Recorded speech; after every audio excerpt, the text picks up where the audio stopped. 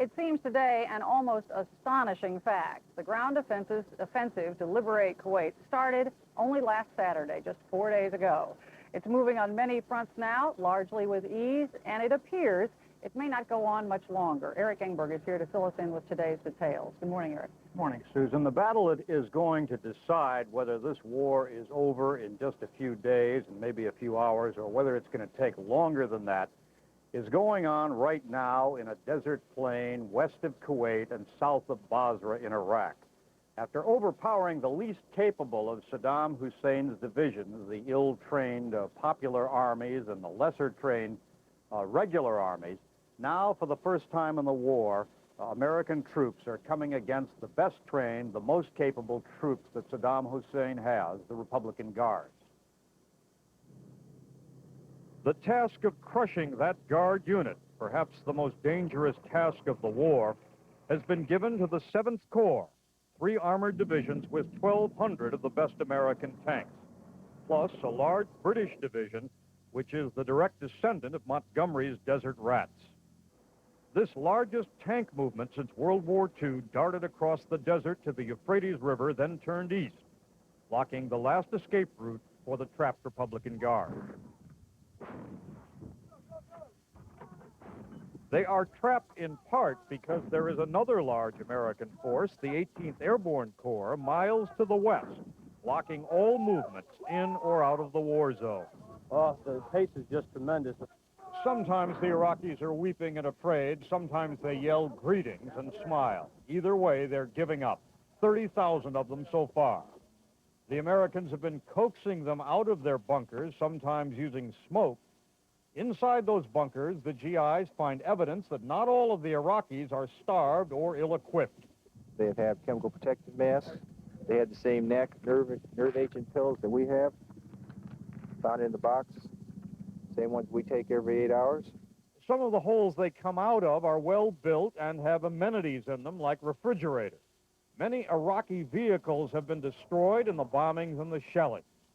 U.S. medical teams have been flying the Iraqi troops wounded in these to field hospitals for treatment. So far, and to the great relief of American commanders, the hospital beds set aside for U.S. casualties have been mostly unneeded. And that absence of casualties, Susan, has been largely the result of a well-executed plan by the American commanders, a plan that was designed to use American strength, like air power, to minimize the number of casualties. But now we're facing what conceivably could be one of the heaviest days of fighting in the war. Now, everybody has been so relieved that there haven't been that many casualties. Is it possible that that's going to continue? Well, we've had good fortune on the American side. Now, as these tank battles begin to develop in the plains outside of Basra, the danger, of course, for the Americans is that tanks can cause all kinds of damage just by the ability and the strength of the weapons. And while the American commanders are hoping they can get through it without a lot of casualties, there's concern that there will be many. Eric Engberg, thank you. Charles? Well, Susan, with that great tank battle of the war beginning now in southern Iraq, when we come back, a veteran tank commander will tell us what to expect. Soldiers are surrendering so fast, it's become impossible to count them. Today, we got a dramatic look as a group of frightened Iraqis approach their enemies, hoping for mercy. These Iraqis are surrendering to an Egyptian unit. CBS correspondent Richard Threlkeld, who was there with his crew, says the Iraqis prefer to give themselves up to fellow Arabs. The strain of 41 days of constant bombing shows in their faces. Their hunger and their relief produce scenes of violent emotion.